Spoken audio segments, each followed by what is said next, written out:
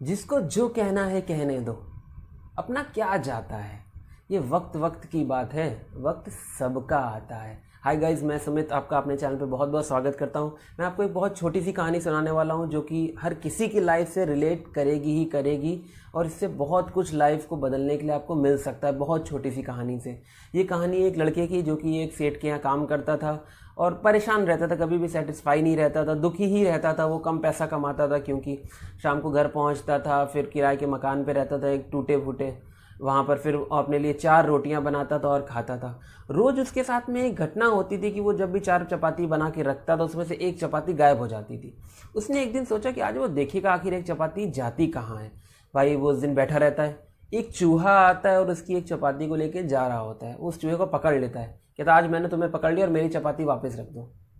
चूहा कहता है क्यों तुम मेरा हिस्सा मार रहे हो, आज तुम मेरे हिस्से को रोक रहे हो, मैं तो रोज़ एक चपाती खाता हूँ। कहता है नहीं, वैसे भी मैं इतना ज़्यादा परेशान हूँ, मेरे हाल बेहाल रखे हैं, तुम मेरी रोटी मत लो। भाई अब चूहा कहता है काम करो, तुम्हारे इस सवाल का जवाब, तुम्हारी इस परेशानी का हल सिर्फ एक आदमी के पास है। वो लड़का पूछता है भाई किसके पास है। तुम्हारे इन सारी समस्याओं का हल सिर्फ एक इंसान के पास है जिसका नाम है गौतम बुद्ध। तुम्हें गौतम बुद्ध से मिलकर के अपनी समस्या का हल मिलेगा। भाई लड़का गौतम बुद्ध से मिलने का निर्णय कर लेता है और वो उनसे मिलने के लिए निकल पड़ता है। जब वो जाता है गौतम बुद्ध से मिलने के लिए तो रास्ते में चलता रहता है, रात हो जाती है चलते चलते उसको। तब वो रात को सोचता है लो कहीं विश्राम कर लूँ, आसपास एक हवेली दिख रही होती है, वो वहाँ जाता है। वहाँ उसे एक महिला मिलती है, वो वहाँ विश्राम करने के लिए उनसे कहता है।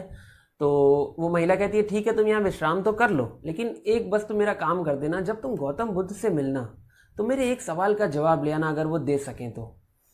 भाई वो कहता है लड़का ठीक है बताइए, मैं उनसे ज़रूर आपके सवाल का जवाब लाऊंगा। वो कहती है मेरी बेटी है 20 साल की हो गई है और वो सुन नहीं पाती है बिल्कुल भी, क्या वो कभी सुन पाएगी इस सवाल का जवाब। वो लड़का कहता है ठीक है भाई ले आएंगे। वो लड़का फिर से अगले दिन चलने लगता है। जब वो चलते और आगे बढ़ता है तो बीच में बहुत बड़े पहाड़ पड़ते हैं। सोचता है इन सबको कैसे क्रॉस करूंगा, मैं किस तरह से पार करके जाऊंगा। वहाँ पर एक जादूगर तपस्या कर रहा होता है। वो जादूगर से कहता है कि मुझे वो पहाड़ के पार जाना है, तुम अगर मेरी कुछ मदद कर पाओ। वो जादूगर कहता है ठीक है मैं तुमको पहाड़ के उस पार पहुंचा दूंगा, लेकिन तुम्हें मेरा एक काम करना होगा।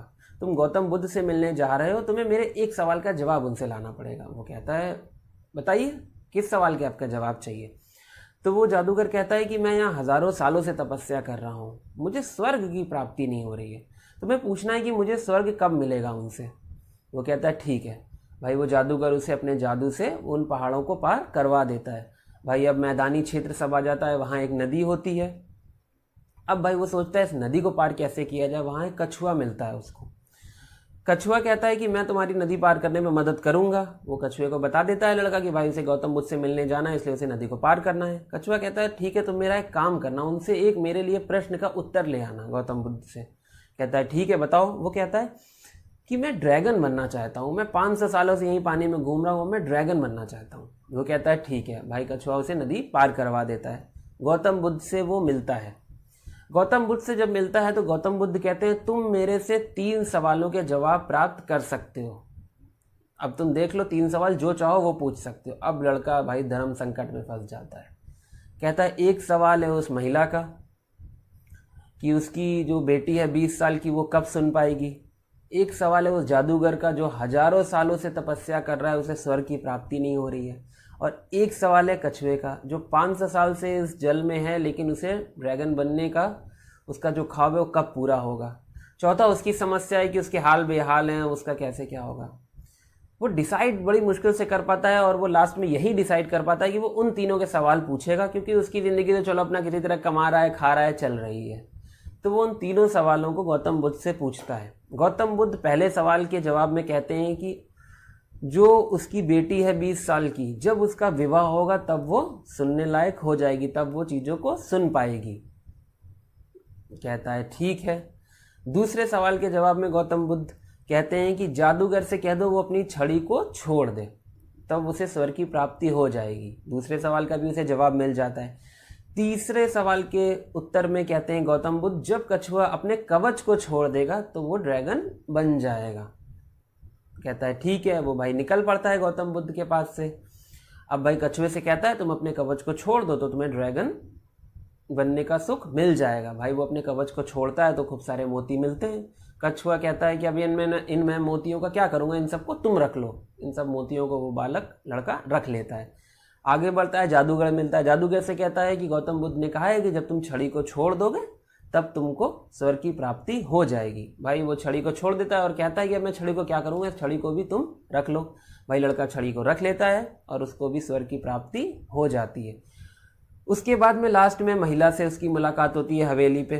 वो महिला से कहता है जब आप अपनी बेटी का विवाह कर देंगे तब ये चीज़ों को सुन पाएगी। महिला कहती है ठीक है, तुमसे अच्छा लड़का तो कोई मिल ही नहीं सकता है, मैं तुम्हारे साथ ही इसका विवाह कराना चाहती हूँ। भाई लड़का लड़की को देखता है, लड़की लड़के को देखती है, दोनों का विवाह संपन्न हो जाता है। और संपन्न होते ही लड़की सुनने लगती है, अच्छे से आवाज़ को सुनने लगती है।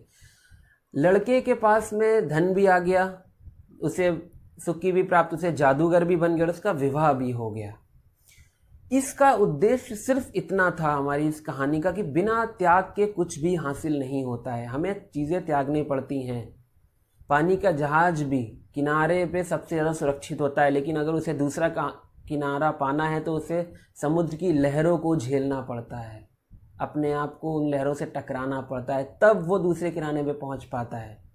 इसलिए कुछ भी पाने के लिए त्याग करना बहुत ज़्यादा ज़रूरी है। अपने आलस्य को त्याग करना, बुरी आदतों का त्याग करना बहुत ज़रूरी है। उम्मीद करता हूँ आपको ये कहानी अच्छी लगी होगी। अगर अच्छी लगी तो इस वीडियो को लाइक करिए, शेयर करिए, सब्सक्राइब करना बिल्कुल मत भूलिएगा। Thank you so much for watching this video.